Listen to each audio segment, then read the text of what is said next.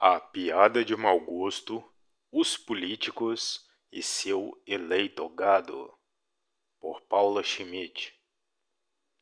Nos últimos dias, uma nova tragédia tomou conta do Brasil, e mais uma vez a tragédia foi obra exclusiva de mãos humanas.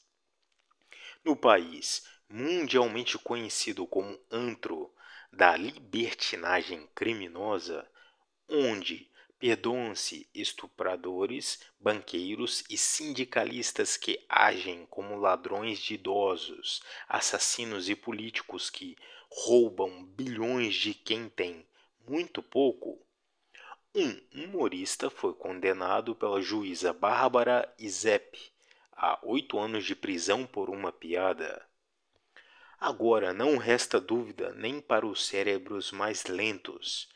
Vivemos uma distopia onde crimes reais são tolerados, mesmo com vítimas físicas e até morte, enquanto um insulto é punido com truculência só vista em monarquias absolutistas e ditaduras sanguinárias. Mas algo mais trágico foi levantado como poeira em estrada, onde antes não passava carro. Descobriu-se que integrantes da chamada direita apoiaram e votaram sim para uma lei que condena a 5 anos de cadeia todo pai de família que gritar uma palavra racista em estádio de futebol ou em local público ou privado aberto ao público de uso coletivo. O artigo de hoje, contudo, vai focar em uma terceira tragédia, essa muito mais difícil de combater, porque ela é a substância coloidal do pântano que dá origem aos males descritos acima. A passividade do eleitorado torcedor, que, em vez de cobrar seus políticos pelo não cumprimento de promessas, passam a defendê-los gratuitamente e subvertem seus próprios valores em nome de algo que não lhes beneficia.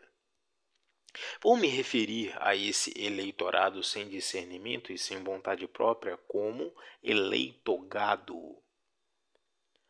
Em 4 de junho, eu postei no X, ex-Twitter, uma mensagem em que eu me dirigia a Eduardo Bolsonaro, marcando seu perfil, e à deputada Cris Tonieto, que eu nem sabia que tinha conta no X e, portanto, não a marquei. Full disclosure. Eu sou fã do trabalho de Cris Tonieto na pandemia e acredito que ela foi crucial na luta pela liberdade individual contra a tirania insanitária. Infelizmente, fui grosseira demais no meu tweet, e essa grosseria desviou a atenção do que realmente importava. Deputados de direita que votaram sim em novembro de 2021 a um projeto de lei que a Câmara dos Deputados enuncia em seu site como, abre aspas, Proposição PL número 1749 de 2015, substitutivo oferecido pelo relator, nominal eletrônica, fecha aspas. A parte que importa desta lei, copiada ipsis literis do texto votado em 30 de novembro de 2021, diz o seguinte: essa lei passa a vigorar a acrescida do seguinte artigo 20-A. Injuriar alguém ofendendo-lhe a dignidade ou o decoro, em local público ou privado, aberto ao público de uso coletivo, com a utilização de elementos referentes à raça, à cor, à etnia, à religião ou à procedência nacional. Pena: reclusão de 2 a 5 anos e multa. Fecha aspas. O facsímile do documento está aqui, assinado em papel timbrado pelo então presidente da Câmara dos Deputados, Arthur Lira, em 30 de novembro de 2021. Minha mensagem, escrita no suco do ódio visceral que se formou no momento, dizia o seguinte, abre aspas, A decisão da juíza que condenou o humorista a 8 anos de cadeia foi baseada numa lei que, segundo Cláudio Dantas, foi aprovada por vários parlamentares de direita, como Bolsonaro SP e Cristo Nieto. Canalhas. Bia Kicis votou contra. Marcelo Van Hatten também. Parabéns e obrigada aos dois. Fecha aspas.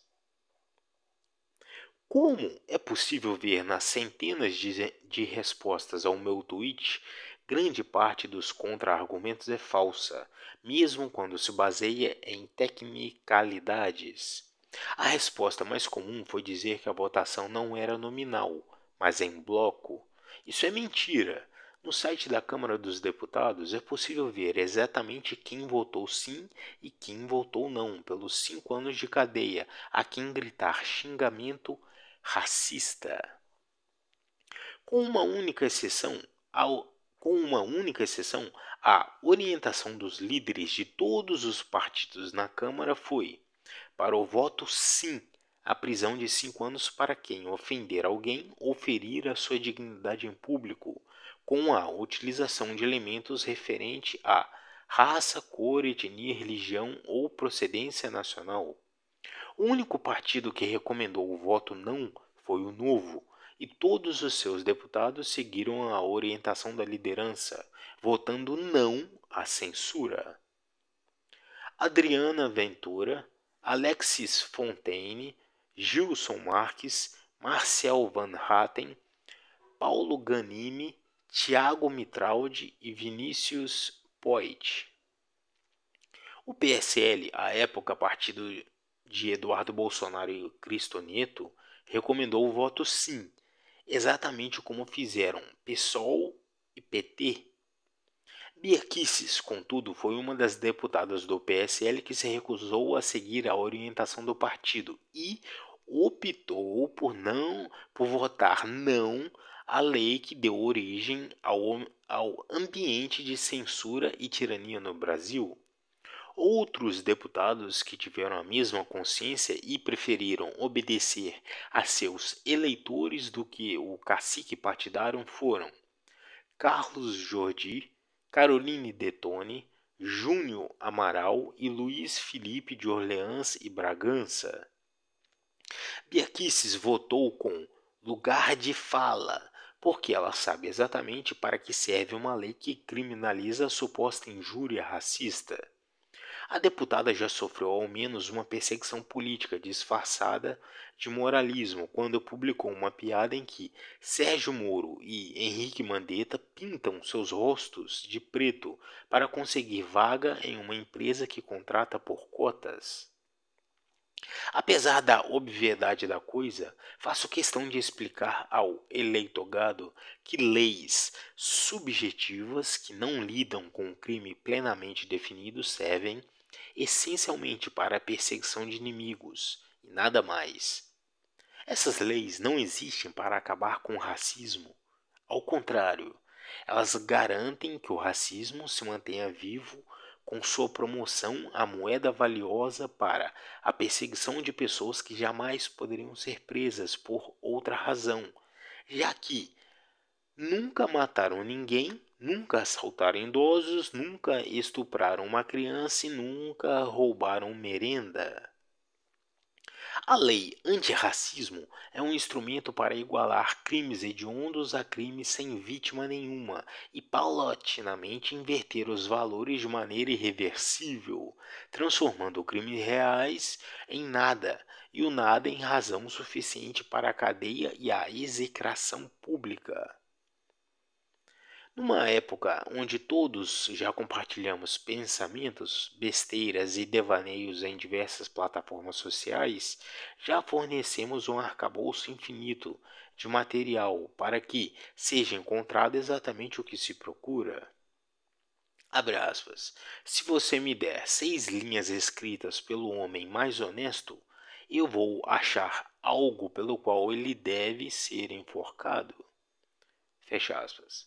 Essa frase, atribuída ao cardeal Richelieu, já mostrava há séculos como é fácil produzir material incriminatório quando a incriminação se dá antes mesmo do crime. Nós já entregamos muito mais que essas 6 linhas, e a lei anti-injúria racista serve para que esse material seja buscado, pensado, tirado de contexto e deturpado até que não sobre um inimigo político nas ruas.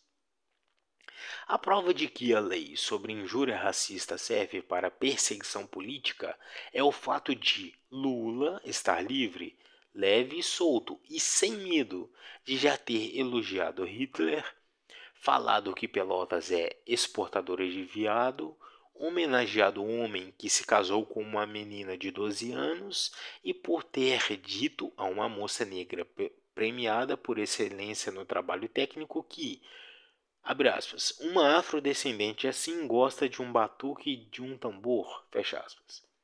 Nada disso deveria ser motivo para a perseguição de Lula ou um processo contra ele, como não deveria ser motivo de perseguição judicial ou criminal contra ninguém. Voltando à terceira tragédia, parte do eleitorado desses deputados que votaram pela censura e pela prisão por palavras mudaram de lado assim que ouviram um berrante. Cristo Nieto, em resposta bastante civilizada ao meu tweet mal educado, acabou por admitir que sim, ela votou conscientemente pela criminalização da palavra e pela prisão de até 5 anos para quem fala. Diante dessa confissão inacreditável, eu esperava que ela fosse sofrer críticas dos eleitores que sempre se opuseram a isso. Que nada, o eleito gado escuta o berrante e muda de lado rapidinho. Eu tentei resumir esse fenômeno com palavras que coubessem num tweet. Ficou assim: inteligência. Eleitor descobre que deputado em quem votou apoiou algo contrário aos seus valores. Eleitor cobra deputado. Burrice. Eleitor descobre que deputado em quem votou apoiou algo contrário a seus valores. Eleitor muda seus valores. No meio das minhas críticas, eu acabei sendo criticada por cobrar coerência dos deputados.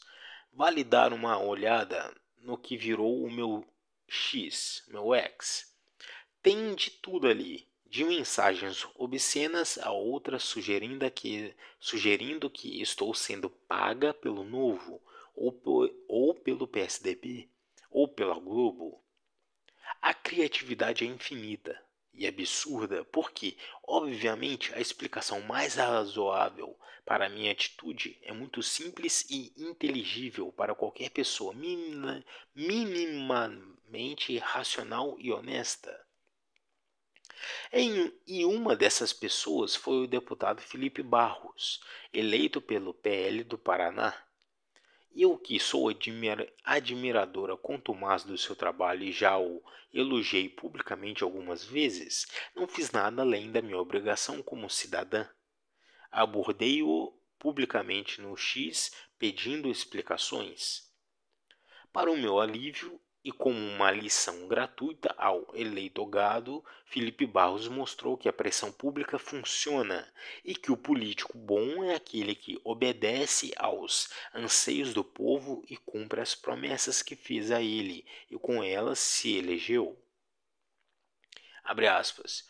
Cumprindo o que afirmei para Paula Schmidt, acabo de protocolar um projeto de lei PL 2726 de 2025 para derrubar a legislação que hoje está criminalizando o humor.